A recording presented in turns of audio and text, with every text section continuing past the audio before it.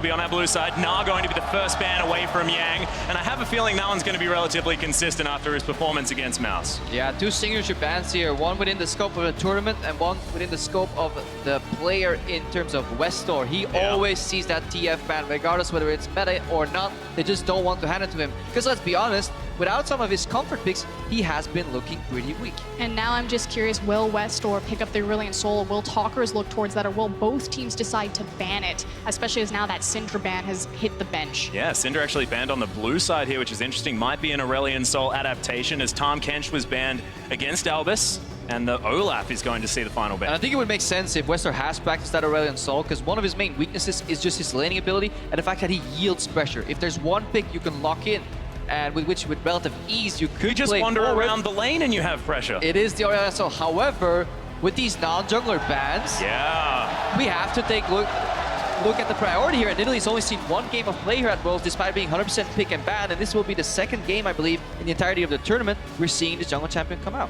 Yeah, so the Nidalee's going to be left up. Does mean that Revolta can head over to his Lee Sin that he's hovering at the moment. Hasn't locked it in. Of course, something like the Rek'Sai is there as well. He did play that in his second game, but to not as great effect. Yeah, I don't think you need to match junglers here necessarily. A good rotation could be a Sivir Aurelion Sol, setting up for a very speedy composition. You can still augment that relatively dangerous pick in Sivir in terms of laning. You need to fix that matchup a little bit with the support. But if you have a Sivir Aurelion Sol as the foundation of your team comp, you can go a lot of directions here if you're iNTZ. Might mean that they're a little bit afraid to show their mid lane pick this early in, although now. Doesn't look like they're afraid of anything right now, Froskurinn, if they're going to lock that one in. 1 second to go. No, it's going to be the... Ashe! So many Ashe different directions. locked in. And the Cassiopeia there as well. He was playing with our hearts. Revolta, all the time, just playing with our hearts. So this is something cool. micaO had a great performance on Ashe earlier, you know, hitting those really nice arrows, particularly on a certain Chinese jungler. But the thing that I like is that micaO and Jockster aren't necessarily known for their lane dominance, especially when you look in the context of this international tournament, but giving him a power pick and not being afraid to move towards the Ashe despite her nerfs, to be that playmaker in the late game, I think is what's catching a lot of teams off guard for iNTZ's power. In addition to that, within the scope of this matchup, I think it is a fine pick, because if you look at Anne and Albis, they're not that strong in a 2v2 laning scenario either, so the Ashe could actually survive and then peak towards the point of the game where she's actually very strong, which is making those picks, getting that skirmish in for iNTZ, and that's the way they beat EDG as well. So in that sense, the Ashe pick would make sense. The Cassiopeia one is a little dangerous here, because Aurelion Sol is a fine matchup. If you haven't seen yet, Fly versus Faker was a beautiful Aurelion Sol versus Cassiopeia matchup there over in the LCK. Well, now AHQ are looking at their bottom lane, and the Alistar Sivir is going to be locked in. A lot of engage now in the hands of Albis. We've seen a lot of the Chinese teams looking towards Alistar as kind of that support coming back in. So I'm glad to see that he still has a presence on this international stage comparatively to the range supports like the Nami that's really been picking up for this international tournament. Typically, he gives away a lot of lane pressure because he doesn't have that range advantage, but when you're laning against Sivir, you're usually just laning against creeps anyway. Yeah, exactly right. And we'll see whether it is going to be micaO being able to deal with that one. Has a lot of utility himself. Tockers thinking about what he wants to do, and as far as what iNTZ have been playing towards, it doesn't always have to necessarily be towards the top side of the map, even though that was how they managed to take down EDG. Jockster has a ridiculous jungle proximity, something like 26% it there literally from the bottom side of the map. Went from 26% in the top lane to 30% for the mid lane. So iNTZ very flexible in choosing where they're going to camp, top or mid. And that's what we're going to see. Are they flexible, or do you just don't know what they're doing? Specifically in every game. Like after we see more games come out, the sample size goes up, we can see more trends, and one of these trends could be though the Lee Sin for Revolta. Yeah, well, Lee Sin's going to come back. That's certainly looking like a trend now, but the Bard for Jockster is such a big deal. Played it 11 times, his most played champion in the regular season, 80% win rate as well for iNTZ. We'll see whether he's going to be able to demonstrate some brilliance here. And right now, there is so much pick potential riddled throughout iNTZ's composition. They have playmaking ability across the board. Well, speaking of playmaking ability, I have a feeling he's probably just flashing it for the moment. Signature champion, of course, for westdoor here. Definitely. But I'm really liking the scrappy comp here for iNTZ. Focused mostly around picks and then snowballing. Something you can do against a team where you match up relatively equally, stylistically. Strong top laner, strong jungler. pretty even in mid and bot, and then the difference can be made by having the gusto to actually go for these bold plays, you know, throw that bar ultimate out, send that Ashe arrow out, hope it hits and play around it. However, it's gonna be hard to play into a Malzahar passive and a Sivir spell shield, and then Alistar that can kind of go full bodyguard, jump in front of the bullet, and then ulti out. Yeah, exactly right, and that is going to be locked in. Of course, the Jayce coming in as well for Ziv. Lots of damage from the top side of the map. As once again, the Malzahar into Cassiopeia matchup for westdoor. Ryu had a good time last time we saw it. Jockster now having a look at some Kled. Before we get too excited over the possible Kled lock-in, just quickly touching back on AHQ's composition and what they've got the makings of. I like the fact that they have so much lane pressure and pushing power on both the Sivir and the Malzahar, and then they pair that in tandem with the Nidalee jungle, opening up a lot of space so Mountain can possibly look for invades if he chooses to play that aggressive, fast style. Yeah, you definitely want lane push. It's gonna be rough though from the mid lane. The early levels, Malzahar has to concede to Cassiopeia. Right now, iNTZ is thinking, do we go with the conventional Kennen or the Rumble? They do. It is actually the Kennen lock-in here, so there's definitely kill pressure. If you look at what Lee Sin needs laners that provide CC for themselves, and Kennen's actually quite reliable at getting at least one stun off on a gank. So if we see Revolta path top early for Yang, there's actually a world where Ziv is getting camped, just like the EG top laner was. And just to piggyback on that, Krepo, I completely agree. I love how there's hard CC available in every single lane for Revolta. We saw that when they were successful against EDG, it was about snowballing, making plays, and Revolta has all of the tools on this composition to do that. Yeah, and if iNTZ want to move around the map as well, I mean, the global power as well coming out of that Enchanted Crystal Arrow can take AHQ by surprise, theoretically. But of course, AHQ are the team that do like to do that lane swap early on, that 5-minute mark, move towards the top side of the map, utilize the lack of fortification and try and get that first turret. See whether that is going to be something that they change up, because that has been relatively consistent. The Mountain versus Revolta is the matchup we need to track. Which mountain are we going to get today? Which mountain? Krepo? Level 3. We need to see the vision, see where they invade at each other, because a Nidalee can be stopped by Lee Sin if he sees her coming. And in addition to that, this is the first time Mountain has played Nidalee since week 9 of Spring Split. Oh my goodness. Well, he has had some phenomenal performances so far here at Worlds. He has looked fine. Mountain hasn't necessarily gone back to his regular season ways, but that is dangerous. And we want you to get on Twitter. Tell us who you're backing. Tweet at LOL Esports with hashtag AHQ win or the hashtag ITZ win and get behind your team. iNTZ, I have a feeling, will be getting a few more votes this time around. Yeah, finally heading into game here. We've seen relatively passive level 1s, no super deep invades. Nothing too exciting. The whole goal is usually to get a little bit of deep vision to figure out where this jungle starts. And you can extrapolate a lot of information if you find the location. So let's see if any of these teams are going to go for Cheeky Warden over at Crux, at Red Buff to see get a little bit of information from level 1 to work with.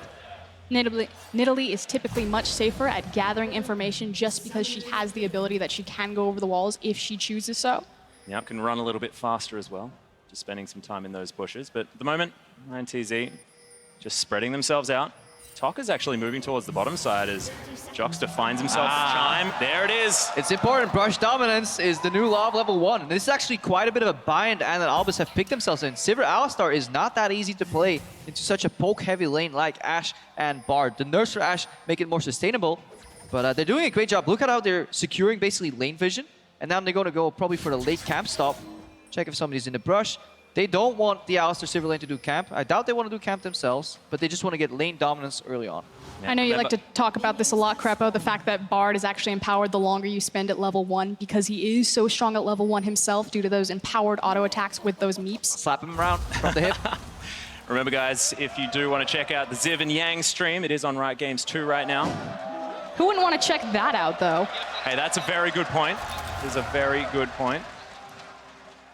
Mountain and Ziv now setting up to start things off. So this Nidalee will probably get a creep before 3 minutes. Look how they're respecting the bush here. They're trying to juke out the combo. Yeah, good pulverize comes in. Jockster takes a fair bit of damage and misses the Cosmic Binding. They achieved what they wanted. They were hiding outside of that ward vision. They throw a volley into the brush first, then he walked in and out of the brush to kind of juke the combo maybe, or the pulverize router. And right now it's all about lane control, poking the Alistar down, using that double range advantage without pushing too much. So once they've secured the push here, they should be focusing on poke.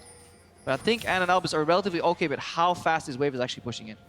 And we'll see where the wave ends up actually settling. A lot of AD carry and support duos are trying to get this wave to settle right here that you have it on your screen right now so they can get a nice safe freeze. It's, you know, a little bit too close to the tower that you can't be super aggressive, but something that I love about Ashe is that when she does get you underneath that tower, her poke due to the volley is just so punishing. Sivir really doesn't get that same type of poke under tower because she's relying more on the ricochet bounces. At the moment, they are going to shove it all the way up to this outer turret.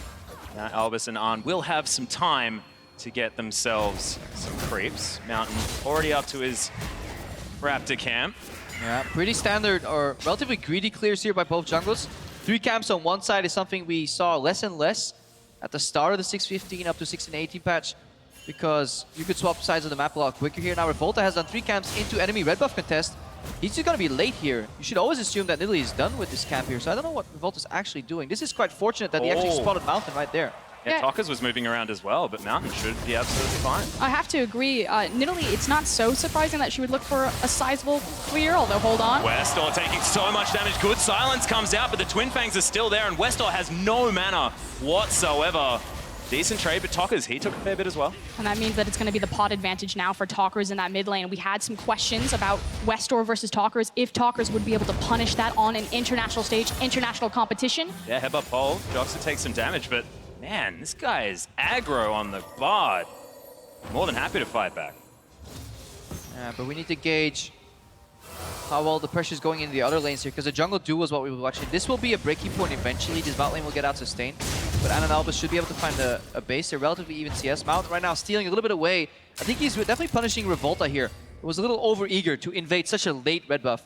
Usually you want to do a 2-camp or a 3-camp straight invade, but having 3-camp left side to then walk all the way over to contest red buff is a little over-eager. Ziv really putting some pressure down here towards the top side. Even throws the ward down onto Yang and cops a shock blast to the face. So little Kennen struggling just a little bit, but it's not really showing in the CS. He should be fine. Yeah, it definitely helps that you can just throw your ward in lane when your jungler is securing Scuttlecraft vision. Yeah. We're seeing why Nidalee is such a potent jungler here on this patch too. Just the clear speed that she can have is just phenomenal. She can outpace most, if not all, junglers in the current meta. We'll see what Mountain is going to be able to do with all of the pressure that he's going to be acquiring from the jungle. At the moment, he's just out farming the heck out of Revolta. Again, you're still competing and waiting for your hard CC. So the big thing about Nidalee jungle is that she doesn't have that hard CC. So she's pretty much reliant on either the post Malzahar 6, but hold on. Big moment here, big moment. If this gank hits, it's so big for iNTZ. Lightning Rush goes in, but Yang takes so much damage. Revolta now going to have to look for a 1v1, and yeah, the minions are making it far more than that. Revolta takes so much damage. Yang, he might just be an afterthought kill as the shock blast comes down. Will the Marcus got good flash, but westdoor's turned up and he's going to get the first blood. The presence of mind from Ziv to realize he was in a full minion wave and simply 1v2 that. Beautifully played. And this is something that Ziv is very well known for back home. It's his ability to turn around 2v1 scenarios like that. Kind of known as more of a conservative top laner, but showing up big here. There were about 1,000 minions doing everything they could for AHQ in that fight. But this gank is so important. Look, massive wave here. This is over-eager. Yang is also giving it away. Not getting a good angle to stun Ziv. Ziv was never stunned down, so Revolta had a really hard time connecting his Q in this minion wave, and they're going in very disjointed. The minions are basically getting full access to both players one by one, and even with the flash here, look at this. westdoor comes in to finish it off, but this is so well played by Ziv, and the context of what this means within the game is just defeating for iNTZ. They were already behind in jungle pacing, and they fall much farther behind right now. And Revolta was never able to queue during that entire exchange.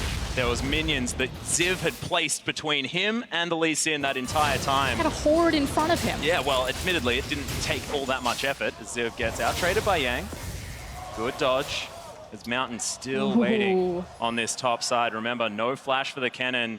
He warded over, so he has no clue that Mountain's in this, but he smells something, but can he actually do anything? Yang's still level 5. Yeah, Spear is actually going to land as well. There's the pounce and the takedown onto the Kennen. This is a disaster for iNTZ. And this is where iNTZ found success when they did win their game. It was through the top lane and Yang, and now he has been firmly shut down for this early game. And Revolta has been punished for his early game decision-making. He went for an invade and an early top gank, costing himself a lot of CS. If that gank failed, he would pay the price, and it failed super hard.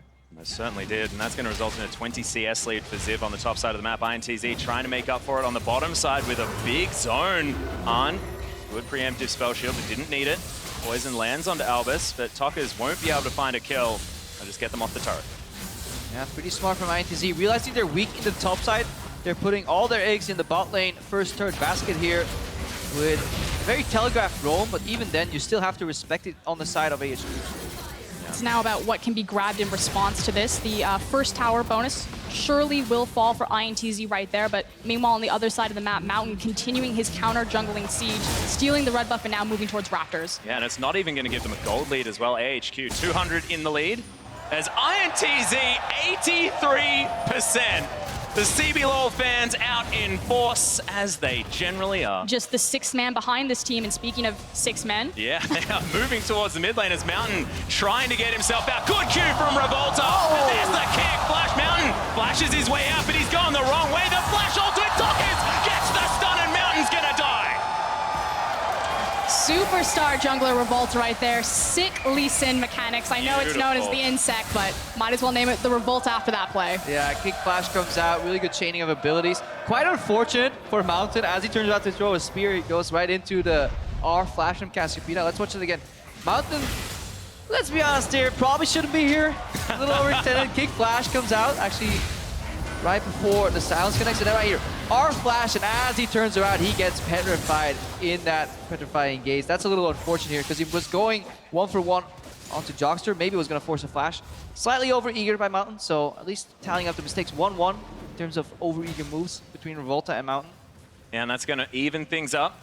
iNTZ still behind a couple of hundred, but 2-1 is the kill score. 1 tower in favor of iNTZ. The fact that the gold still leans a little bit towards AHQ on that front after that first turret blood does mean that AHQ still have a heck of a lot of control, especially from that top side, which is very quickly getting out of control. So what is important is that it's the bottom tower that's down right now. So On and Albis are doing a good job making sure that micaO and Jockster are still locked down, you know, pushing the way forward, making sure that Ashe has to be there to pick up the free CS. But as soon as this Ashe starts getting unlocked from the play, that's when iNTZ can continue their snowball by using that Ashe arrow.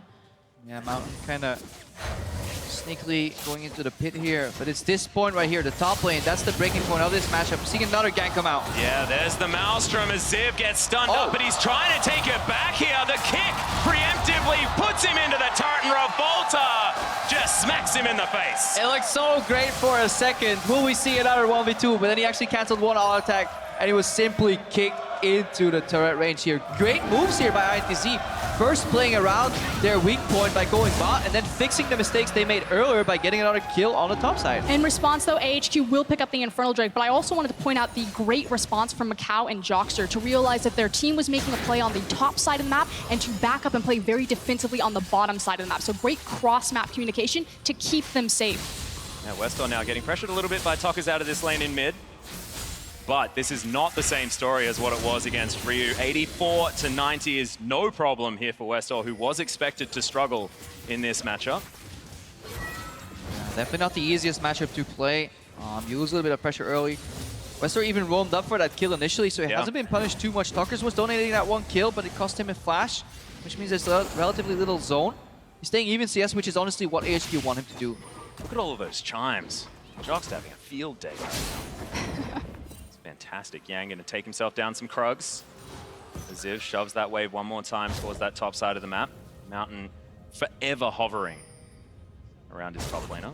And we're hitting the point of the game where iNTZ can actually start playing towards the composition in terms of making picks. If micaO gets a base off, walks into any random lane, and Ashe Shower combined with a teleport could pay off well for iNTZ, but then they need to keep Yang alive here because this tower is falling and Mountain shows up again.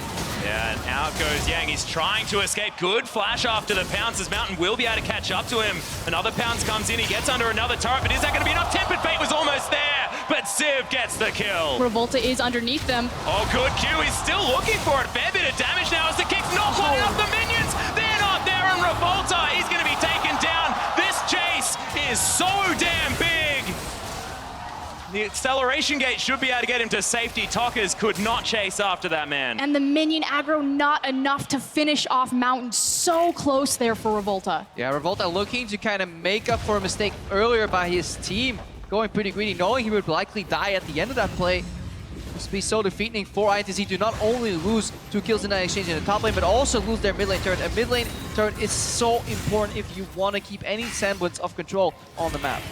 And the reason why is because Ziv is absorbing so much pressure into the top lane. All of iNTZ. Oh, micaO, westdoor from over the side. Albis into the hip-hop pulverize. The silence comes in. Malefic Visions will finish it off, and westdoor picks up the Ashe. Yeah, out of fog of war. Totally unexpected to get a random Malzahar ulti Yeah, it's into like, the wow, flash there's cow. purple attached to my head. What happened? Why am I stunning on a bunch of void things? I was expecting a pause. It's that moment Can't when move my character. you're actually looking down lane and suddenly your screen's just red. Yeah, Why is my screen gray? Yeah. Happens every time. happens to me a lot, Krepo. Revolta is going to be able to secure his red buff at least. Not his blue. His mountain is going to steal that one away and give it to westdoor here. A lot of control.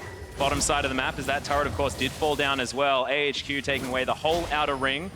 And now getting themselves out to about a 4,000 gold lead. A lot of control is a bit of an understatement. There are 4 blue players sitting down there in that bottom lane looking to pressure this inner tower. And again, it's because Ziv absorbing so much pressure. There were 3 members of iNTZ on the top side. Yep. Safely backs away, and it's another free tower and objective for AHQ. Yeah, HQ is definitely leaning on their strengths here.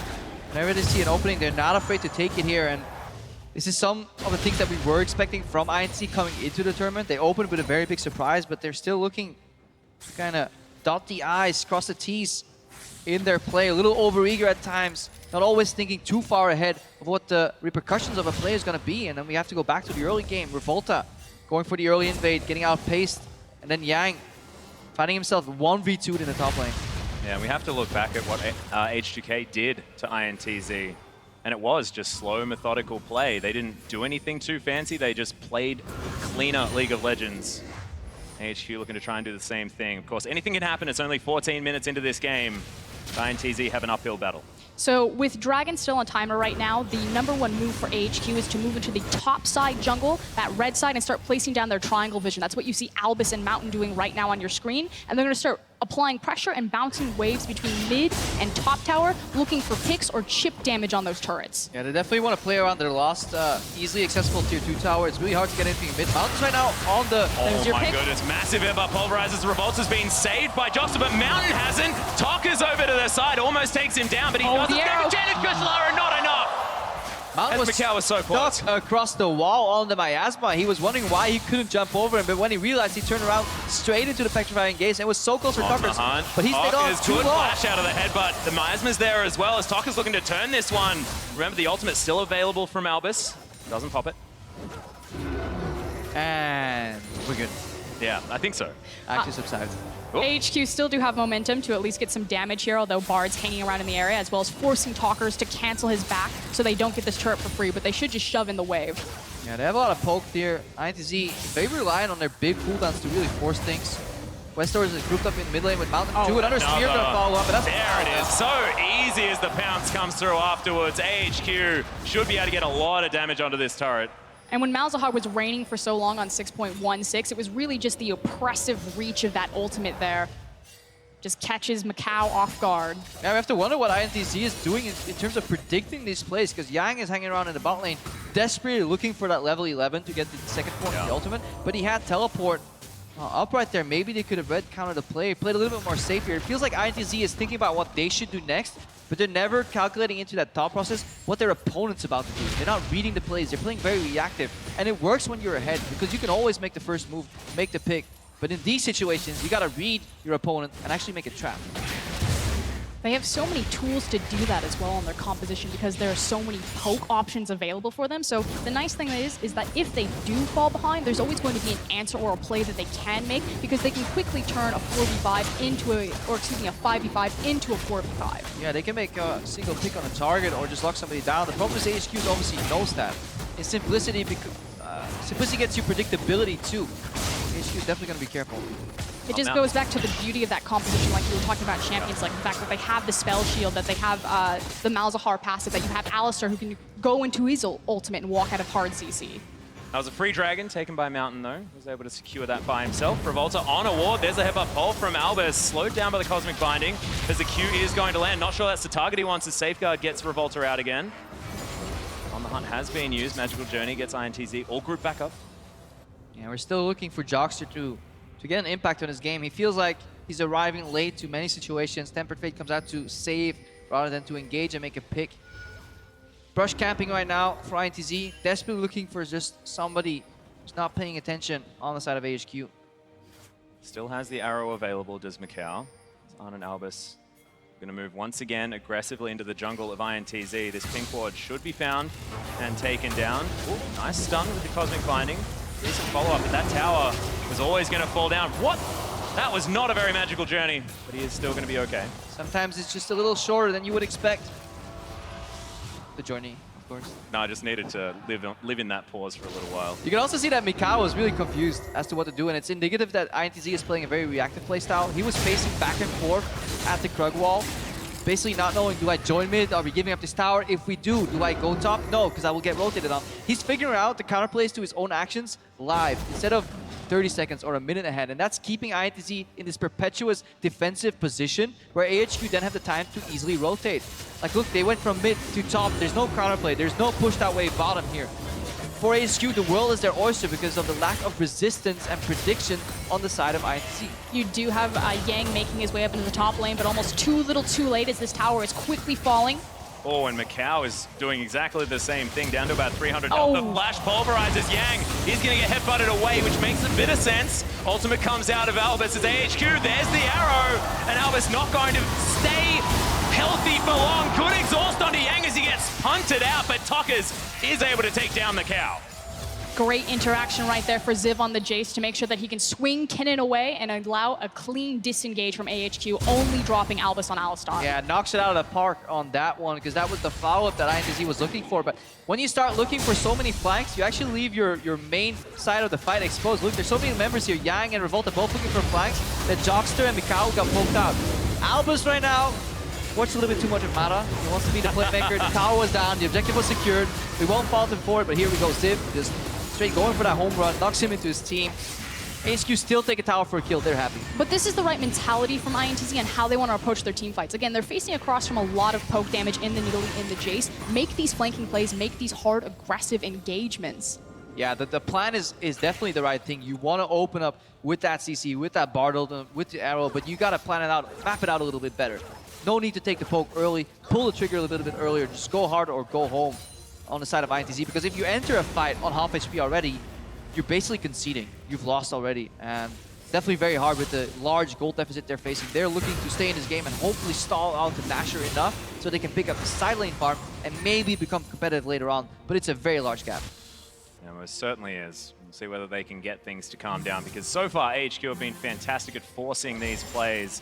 7,000 gold the lead, 6-3 in kills, which isn't huge, but only 20 minutes into this one.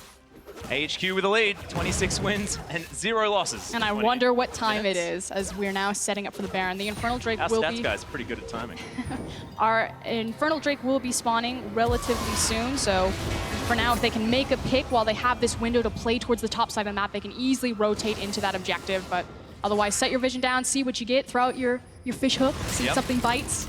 Didn't find one just then, as On the Hunt was used for AHQ to try and find some sort of pick in the jungle. Didn't quite get that. Yeah, this is what AHQ did very well in the regional qualifier. Oh, the dream! iNTZ back in it with the Raptor Steal. The Raptor Steal to turn it all around. That's how it works. Momentum. If only it was that simple. But yeah, AHQ did this very well in their regional qualifier. They actually understood the steps towards isolating objectives. They've done a fantastic job, because even when you're winning this hard, to get all 6 towers on the map this quick is honestly very impressive. Can't be understated.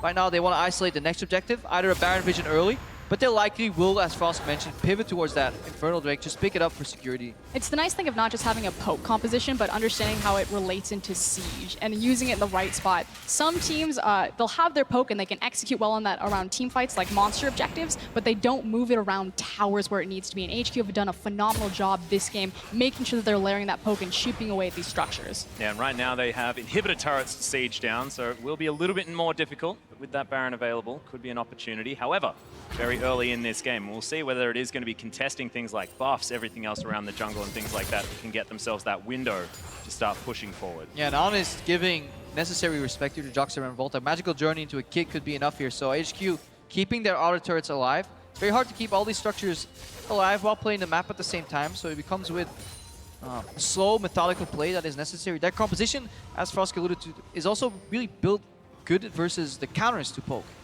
Because the counters to pokes is just instant flank, instant engage, and if you have an Alistar or a Malzahar passive or a spell shield, will just give you that little window where you can react in, that is usually enough to kind of disengage, reset the fight, and then win by poking more. But even if they do win a team fight, the other thing that AHQ's composition has in spades is their wave clear. And it's almost like they have to completely ace them, because if any of Malzahar, Sivir, or Jayce are left alive, they're going to be able to neutralize any advantage they get by clearing out the waves when iNTZ try to siege objectives. Yeah, the abundance of wave clear makes it so that Baron is the most contested objectives. Different regions have different approaches. In the LPL, we just kind of run head first. As long as you're ahead, Baron, man. As long as you're ahead, you can start Baron. In other regions, people really want that 100-0, no 50-50 shenanigans. Right now, the wave minion, or the map control router, is translating into a free dragon here for AHQ. We'll get to soon judge them on their Baron bait execution. And that's 3-0 as well, as AHQ grabbed 2 Infernals and a Cloud. This means that we can now start picking up our vision. You see AHQ have a lot of it in that bottom blue side jungle. They're going to, again, pick up that triangle, move it over to the top side, and this is when the Baron bait that Krepo was talking about really comes into execution. I mean, it's good to leave the vision lingering a little bit because it'll enable Ziv to play in a bot lane. You always want to put your teleport farthest away from the objective you're doing. They're going from Baron right now. That means Ziv's going to play on a bot lane. But because that lane is so long and there's no turrets anymore, he really wants to play at the enemy's base. Those wards are going to help him. And then it's obviously up to Albis to move over, get some deep vision behind the Baron in the enemy red buff. Basically tell iNTZ, if you're going to face check, it'll be at a cost. Certainly will. Do want to have a look at the items just quickly, as Yang has finished that Zhonya's Hourglass, which is going to be very important to avoid getting smacked out of these teamfights by a headbutt or a big hammer from the Jayce. You know, despite sitting 0, 3, and 2, Yang does have his core itemization in the Hourglass as well as the Proto Belt. The problem with this particular build for Kennen is it's a good build when you're ahead because what it lacks in damage, it makes up in buying time, sustainability throughout the fight. But if you really need the window, like the Smeb Kennen ulti, that's when you need a more damage-oriented build, like an earlier allies, maybe like an Abyssal to Proto Belt. The Zhonya's itself is really not going to do too much for him, and even if he gets a 4-man stun, he'll likely not. Oh my goodness, speaking of a stun, Jockster is going to be taken down. He was in his journey, he was having a good time, but not now. He's in the death chamber. Got locked down. Can't take that portal while silenced, or suppressed for that matter. Revolta here with micaO. There's the arrow on to mount, but in goes Albis. The knock-up's there. The spear's not going to land as there goes Albis. Dragon Rage kick going to get him out of there. Tockers heading around as well as Revolta getting chased by the cat and the cow. Jockster over the wall. westdoor is going to be taken down, but Ziv's going to get revenge. Eventually, there it is. The shutdown actually given to westdoor as Mountain Primal Surge and Revolta is going to escape. Scrappy fight across the board, but in the end, AHQ do come out on top. Low health bars, however, so they can't immediately turn towards the Baron, looking for more. Oh, in goes Mountain. Revolta is going to fall, but that's a trade, and maybe one that iNTZ will be happy with. There it is, eventually a trade.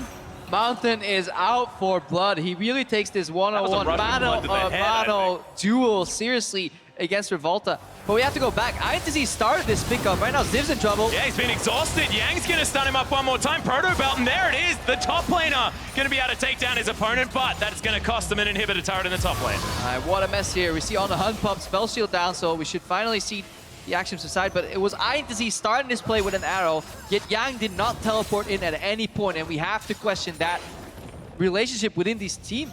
Are these guys talking to each other? Are they really setting up the same play together, or are they going for in-the-moment, reactive plays? Like we talked about it against EDG, it was working because they were so far ahead, but right now it seems to be falling apart. Like, they're camping in this bush for over 4 seconds. They're going to go for an arrow. At this point, we should see a TP from the Kennen come out. What an incredible response from Albis as well to immediately flash, pulverize, lock them up, so it wasn't the team fight that they were looking for. And then this just turns into massive 1v2s and 3v2s split. Yeah, because Ziv comes in there, full 5 seconds ahead. Yang walks to the mid lane, walks into the base here. We see pistols at dawn. Mountain and Revolta eventually both end up dropping in that exchange. It was definitely exciting. Tocker's going to clear out all of the minions there in the mid lane. iNTZ trying to gather some normalcy. I mean, if the Q lands, it's, what is it, Nidalee syndrome? Hey, yeah. Actually works. That's really cool. Both of them can do the same crazy things. And we're back in the dance. Yeah, first step is always getting the mid push, so westdoor alone can't get it. So they need his teammates to group mid, push out the wave, and then they can go for deep vision. Big difference now, though, is because Yang didn't use his TP, yeah, a little bit questionable for the team fight, but it does mean that they have that summoner advantage now if they want to play cross-map. You can see that Jayce has shoved the wave in on the bottom side. Yang's responding to that. Yeah, that's why Ziv wants to definitely clear out these wards so he can just push up and then hide in Fog of War himself. basically making it very hard for Yang to predict where he is. If Ziv's going to play at the base, then AHQ need to siege. Then they may do go for a 4-1 siege without the Nashor. If they commit to the Baron area, they have to be careful, because then it becomes a 4v5 where Yang can actually keep moving.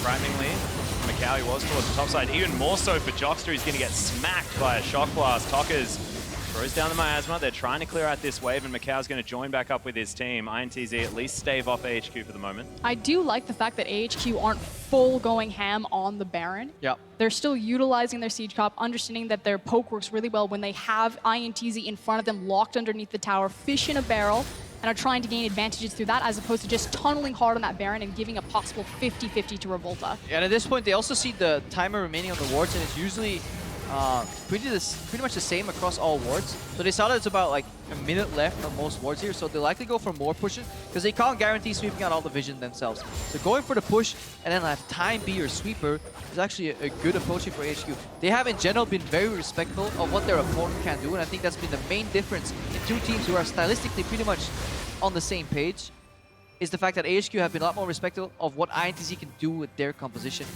in reaction to the plays. And piggybacking very quickly on your vision, although hold on, Jockster. Yeah, he's going to get knocked up, headbutted back into westdoor, and Ziv's going to grab the kill. Tempered Fate a little bit late, as Revolta is waiting around for some sort of flank, but 4v5, that'd be dangerous. And since it's just the support pickup, AHQ are actually looking to contest the inhib, although Revolta now spotted. Yep. Face off for a moment. Agree to leave each other alone. But that leaves top lane open. Obviously, iNTZ is looking for creative ways to get vision into the Baron pit, but then the door is open here for AHQ, and they can just walk in, look to see that inhibitor here. You got Yang on the bar. Yep. Yang underneath them, positioning, looking for the flank. Yes, he doesn't do a lot of damage, but there's so much damage across INT's composition. You have the Cassiopeia, you have the Lee Sin, you have the Ashe. All he really needs to do is lock them up. And waiting for Jockster. They do have 5 people up, and there's the headbutt pulverized. Tockers should be taken down, throws out a petrifying gaze, and he's not dead yet. Albis has the ultimate as Yang, very last minute on the Zhonyas, and should fall down. Arn's gonna grab that kill. AHQ only able to get one so far as Arn gets kicked back. Revolta trying to do the impossible, picks up the kill, and there's 2 actually for micaO. Somehow iNTZ grab a 2 for 2. But this is disaster for iNTZ. They lose their inhibitor. Thankfully, they didn't lose more than that, because the Cassiopeia ult completely whiffed, as well as Kennen goes down without using his ultimate. Yeah, this is one of those examples where they're looking so much at the setup. Everyone's looking to flank that they leave their main area of the fight exposed. Tockers walks into Q-flash range from Albis, and he was looking to follow up on the engage of Yang, but as he gets caught, it all falls to pieces. The card house starts stumbling down, and that's really the breaking point. Inhib goes down. 2 for 2, yes, but AHQ now have complete map control again. And this is why it's so important to look for flanks. And it's almost a little bit too late, since iNTZ are cornered back into their base, because running front to back at AHQ's composition, they're just going to catch you with that Malzahar ult every time. Yeah. Speaking about being caught, Ziv almost found Tockers. Able to slither his way out. Yang clearing minions towards the top side. iNTZ only lose 1 inhibitor. AHQ now have pretty free reign over this Baron area, despite that ward still living. Yeah, bot lane needs to be kind of fixed right now for AHQ, so they're going to send something down. Get the slow push going, or just make it a fast push. Ziv can stay there right now. Teleport advantage has been negated. Teleport's back on for Ziv here, so we could see a 4-1. You should see westdoor pushing it out, but Ziv should take over duty there on the push.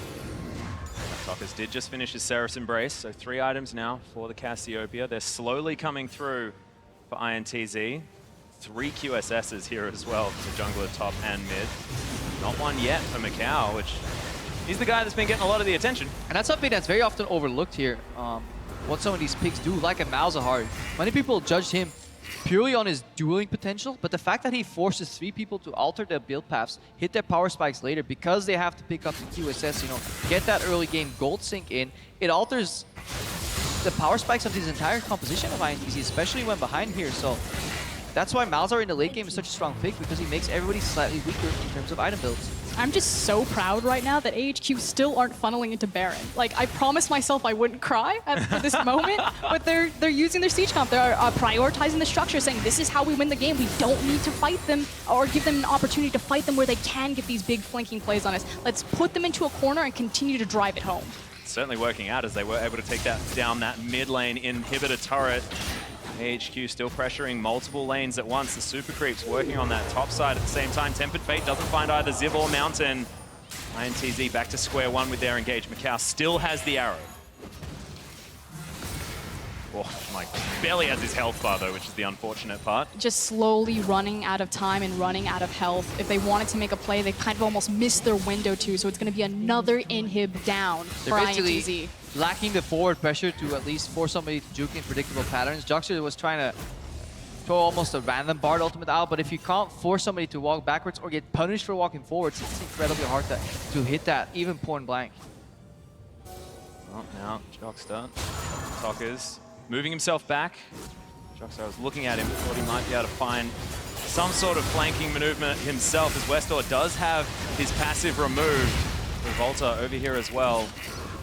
But it just looks like iNTZ can't find that perfect engage, can't find what they're looking for to try and turn this game around. You can see Revolta, he's looking for the play. They understand that it's do or die. There's the arrow, so iNTZ, they fully understand. They're trying, but it becomes so predictable that they will have to pull the trigger. Everybody knows this is the window for a desperation play. It likely won't work. iNTZ knows that. AHQ knows that as this tower is falling down, but it's the last-ditch effort before the third inhibitor falls, or Ziv just straight up walks with Nexus turrets. Yeah, Nexus turret is going to fall down just by the super creeps there as well, as Yang tries to clear them out.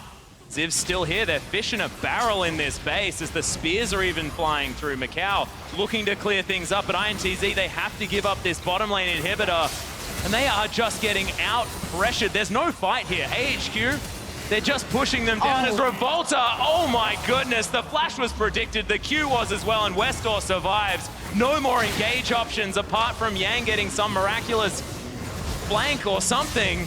AHQ just in so much control. They're just smothering iNTZ. Smothering is exactly the word I was looking for. Completely locked into the base, and I'm just... Great macro and objective identification from AHQ. Again, they didn't touch the Baron to win this game. Definitely could have at one point. That is really being too critical. Right now, they're going to go back in here. They have ways to stop this Lee Sin, who has no flash, so very predictable here. westdoor has the vision to work with. There's 2 damage dealers on the stopping front, though, so very little damage on the Baron itself. Well, Tempered Fate is going to lock it up for the moment. Revolta does have to walk past Ziv and westdoor, and they just both explode. Jockster as well. Tockers throws down the ultimate, but it's to westdoor's back, and in goes Yang. This is the last-ditch effort. The Malzahar falls down, but Tockers should follow. Mountain looking to try and lock that one up, and he's going to get it. AHQ are going to take down everyone but micaO, and should be able to finish off the base, unless the minions do it for them before they get there. Yeah, micaO desperately trying to clear some of the minions what's left. At least buff up the CSD stats before the inevitable thing will happen. AHQ, slow and steady, wins the race. Slow and steady eventually kills the base as well. Nexus going down. Most certainly is. Arm's going to flash onto micaO because he may as well. Spear! Oh my gosh! Saved by the Nexus explosion, and AHQ flat out asphyxiation against iNTZ. Which means that this group is going to widen a little bit. So technically, winner of this game will tie for first place just because everyone is locked up. But this game was so important, and it's nice to see that AHQ gave iNTZ the respect that they deserve. Took them very seriously, played a very clean, clinical, and methodical game. Yeah, it definitely went both ways here. If you look at the composition, iNTZ went ahead, pulling these moves with the Ashe arrows, the Bard ultimates, the forward play from tockers could have worked, but they fumbled in the early to mid game. We had initially the invade from Revolta, which was ill-advised. Then we had to make up for that play. He went top lane, but it was Red and Ziv with the hero play. 1v2 plus a million minions. Technically unfair battle there. He won that exchange. westdoor rolled up, and from that point on, AHQ was in control of the game, and they decisively but slowly played it out. Yeah, and I have to give a shout out to westdoor there as well. He stayed up in CS. He was all over the map early on. Congratulations to AHQ, and there were questions about Chowie because he was looking fantastic. I mean, Zillion pick, a little bit unorthodox, but looked good. Despite the fact that they did lose the game, westdoor coming back in and, man, really having a good performance in exactly the same matchup that he failed to win last time. And I know the look that these guys have on their faces because it really sucks to lose a game in the way iNTZ did, because it felt like you never could do anything, and that comes from, honestly, a lack of pre-planning and being on the same page and identifying, okay guys, not only is this what we're playing for, this is exactly how we are going to execute it. And that second step was lacking. Like, they knew they had to defend some of these objectives, like a tower, like a dragon, like a baron, but the failure wasn't in communication. Yang wasn't teleporting in at some points. We saw people all invest in the flank while the main part of the fight was kind of waiting, like, guys, are we flanking? Am I supposed to go? And while they were kind of figuring it out in the moment, Q pulverize or pulverize flash rider comes in, and suddenly the fight is over. Just that veteran status, being able to pull the trigger when it really matters. Yeah. AHQ, very familiar on this world stage. Yeah, we have to remember that because AHQ have been here before. They looked very, very good last year at Worlds, and we'll see whether they are going to be able to continue this performance moving on into the rest of their group, because anything can happen this Worlds. We've proved it already. We'll see whether it is going to be iNTZ finding some more, whether AHQ continue this sort of dominance. You know, Coach Aaron really said it best. He had a comment on Group C, because a lot of people, when they initially looked at Group C, they said, oh, you know, this is the clear favorites in the group that's going to make it out. No problem. But Aaron said, this group is even more dangerous because if someone loses, then other teams won't cover for you. If the groups are super stacked, super close, then you can expect another team to save you. And then coin flip, everyone's close. Yeah. Or ironically, his team did exactly that. You know, they dropped the game, which was the major upset of the tournament here. They need to fight back later versus H2K and see if they can actually come out on top in that group. They most certainly do. But Shox is standing by with AHQ's man in the top lane. So let's head on